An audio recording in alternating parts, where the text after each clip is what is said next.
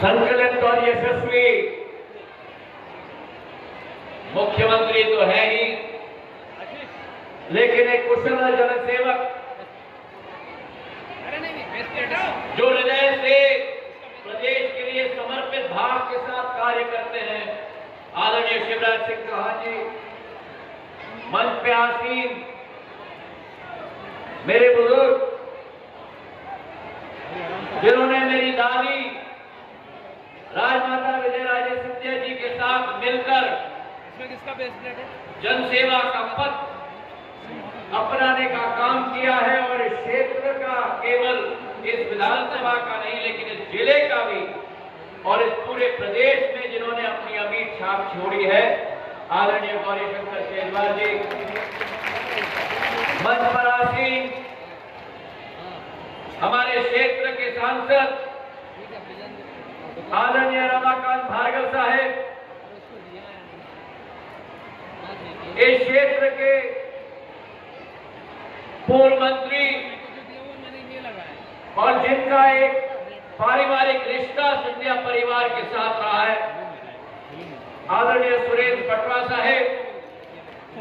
मंच पर आसीन जयप्रकाश किरार साहेब, हमारे अध्यक्ष, हमारे नौजवान मुदित शेजवार जी। मंच पर आसीन राम कुमार साहू जी, हमारे मंडल अध्यक्ष जी रघुवीर सिंह जी, अनीता किरार जी, शिवाजी पटेल जी, धर्मेंद्र चौहान जी, और जिनके साथ पिछले 6 महीनों में नजदीकी से कार्य करने का एक अनुभव और सौभाग्य मुझे मिला है। दूर से हम लोग जरूर कभी कभी चर्चा करते थे, लेकिन जो लगनशीलता मुझे उनमें दिखती है, मेरे अपने रामपाल सिंह जी,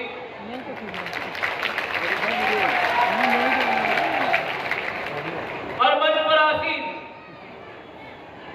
आपका ही बेटा, आपका ही भाई, घर घर का सेवक, आज से नहीं लेकिन 3 दशकों से आपका और हमारा प्रिय प्रभु आदरणीय प्रभुराम चौधरी जी।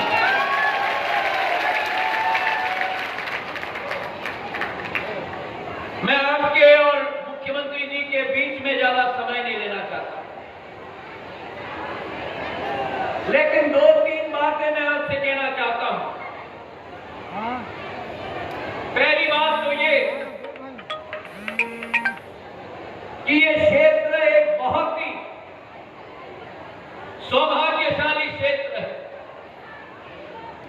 मंचासीन नेतृत्व को देखो आप, एक तरफ से दूसरे तरफ क्षमतावान नेतृत्व, जिसमें वो क्षमता है इस क्षेत्र की भाग्य को कायाकल्प करने,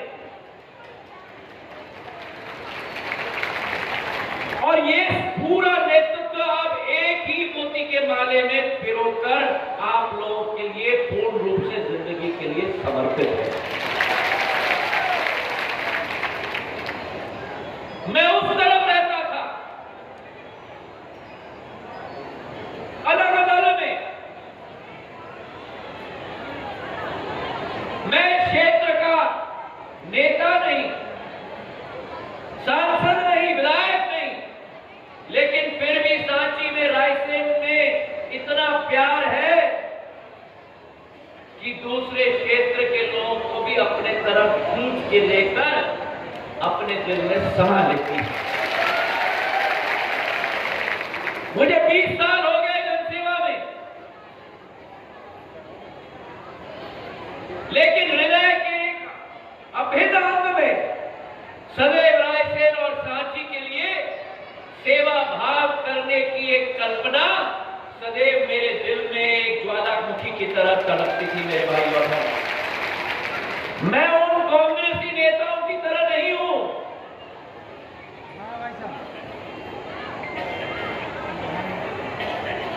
जो चुनाव के समय में परदेशी पंछी की तरह टपक टपक के टपक टपक के आने की आदत रखता हूं।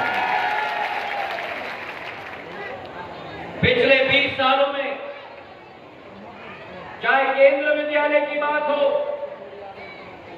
जो प्रभु राम जी ने मुझसे मांगा था जब केंद्र में मंत्री था मैं, चाहे राष्ट्रीय राजमार्ग का उन्नतीकरण सुदृढ़ीकरण की बात हो, चाहे जब मैं ऊर्जा मंत्री था तो राजीव गांधी ग्रामीण विद्युतीकरण योजना 70 करोड़ रुपए की रायसेन जिले के लिए देने के लिए जब प्रभु राम जी में आए मेरे पास, उसी समय में मैंने स्वीकृत करवा के सब स्टेशन और बिजली का तार गांव-गांव तक पहुंचाने का योजना मैंने आप लोगों की। और मुझे अच्छी तरह याद है कि जब मैं रायसेन आया था, सांची आया था, पंचासी रामपाल सिंह जी यहां बैठे हुए हैं, गौरी शंकर जी यहां बैठे हुए हैं, हमारी आदरणीय सुषमा स्वराज जी उस समय क्षेत्र की सांसद थी,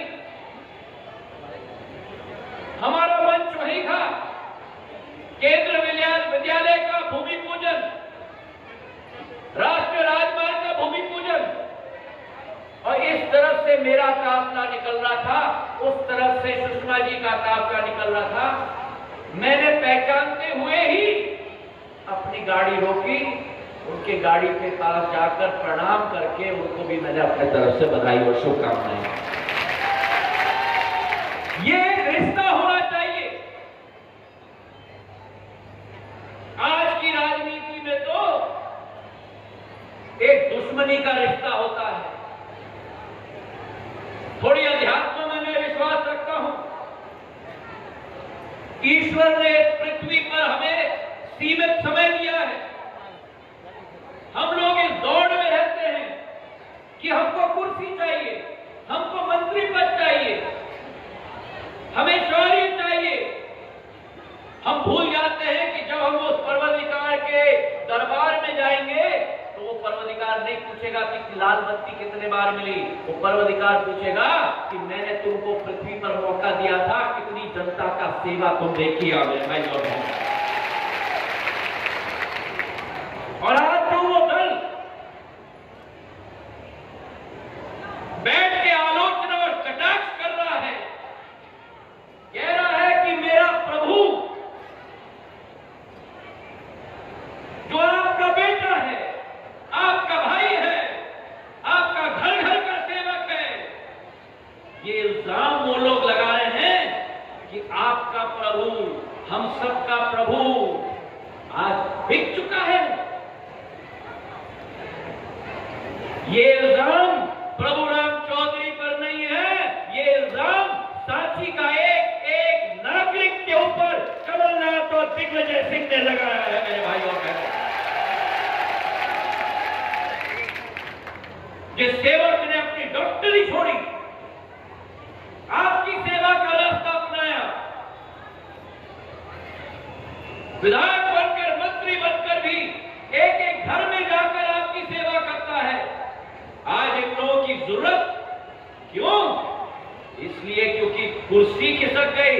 कुर्सी इसलिए खिसक गई दिग्विजय सिंह जी और कमलनाथ जी, क्योंकि असली गद्दार मध्य प्रदेश के प्रति दिग्विजय सिंह और कमलनाथ है मेरे भाई और बहनों। असली गद्दार वो है जिसने किसानों का ऋण माफ नहीं किया। असली गद्दार वो है जिसने मेरे बहनों और मेरे माताओं के घर में, जो शिवराज सिंह जी ने कहा था 25,000 देंगे, घोषणा की कि 51,000 देंगे। जब बेटी की शादी होगी, बेटियों की शादी हो गई, 7 फेरे हो गए, नए घर में चली गई, 1 साल बीत गया,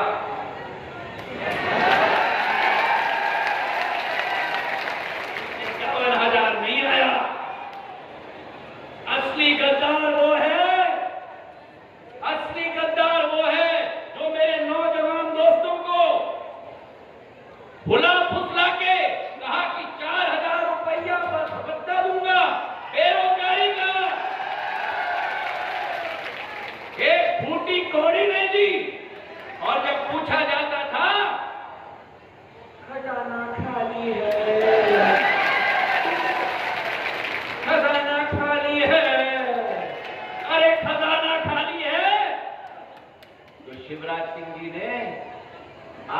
खजाने की चाबी को किस हृदय से खोल दी कि किसानों को 7,000 करोड़ रुपया फसल बीमा योजना में दिलवाया।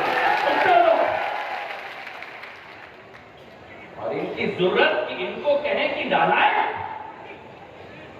शिवराज सिंह जी नालायक, ज्योतिरादित्य सिंधिया गद्दार, और जो सिंहासन पे बैठे हुए 15 महीने में एक दिन भी मध्य प्रदेश का बाढ़ पीड़ित इलाके में या ओला या अतिवृष्टि के इलाके में एक दिन भी पैर नहीं रखा, वो क्या है मैं पूछना चाहता हूं मेरे भाई और बहन।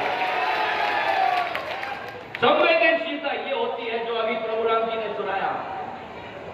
कोरोना से पीड़ित आपका प्रतिनिधि मुख्यमंत्री जी फोन करते हैं कि तुम चिंता मत करो, मैं तुम्हारी जनता के बीच में जाऊंगा, उनके हर कठिनाई का हल करूंगा।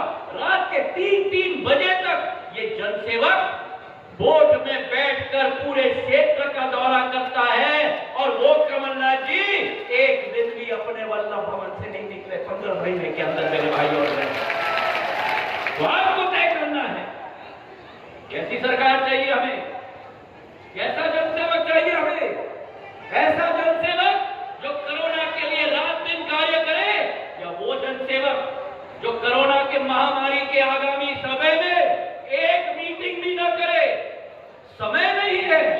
ये प्रभु राम जी जाते थे आपके सड़क के लिए, आपके बिजली घर के लिए, आपके 63 करोड़ का तालाब के लिए, और कहा जाता था दिन में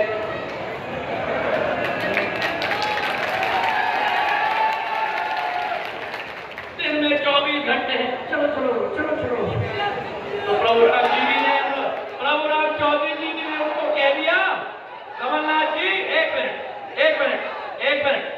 प्रभु राम जी ने भी उनको कह दिया, कमलनाथ जी चलो चलो चलो चलो। तो आपको तय करना है कि जिस मुख्यमंत्री के पास समय नहीं था एक मीटिंग के लिए कोरोना के लिए, ये डॉक्टर है प्रभु राम जी, एक मीटिंग नहीं रखी कोरोना के लिए। पर इंदौर जाने के लिए समय था बॉलीवुड के आईफा अवार्ड के लिए अभिनेता और अभिनेत्री को खड़ा करके।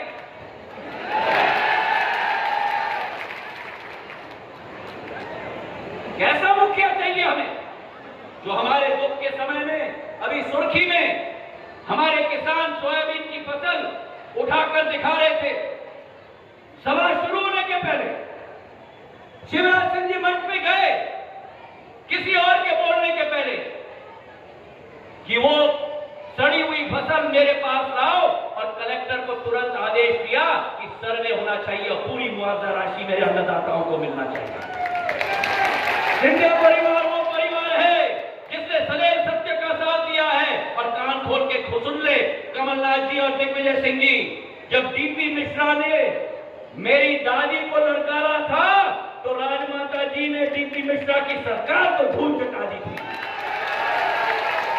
जब मेरे पूज्य पिताजी को ललकारा था तब विकास कांग्रेस स्थापित करके आईना दिखाया था कांग्रेस को। और जब अगर अन्नदाताओं के साथ छलावा होगा, मेरी महिलाओं के साथ छलावा होगा, नौजवानों के साथ छलावा होगा, तो ज्योतिरादित्य सिंधिया भी जमीन पर उतर के फूल उनको चटाएगा मेरे भाइयों बहनों। आपके खुशहाली के लिए, आपके भविष्य के लिए इस योद्धा है ये, इसने कुर्बानी दी है।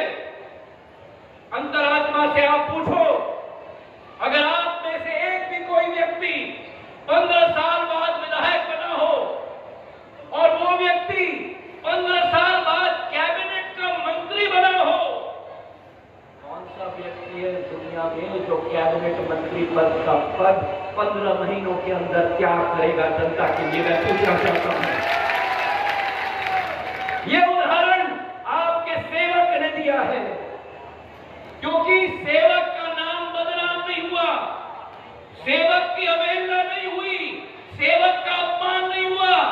ये सांची का अपमान हुआ है, गैरतगंज का अपमान हुआ है, और इस अपमान का बदला इनके रूप में सांची और गैरतगंज की जनता को इस चुनाव में कांग्रेस का सफाया करके हमको करना होगा मेरे भाई। अगर मेरे साथ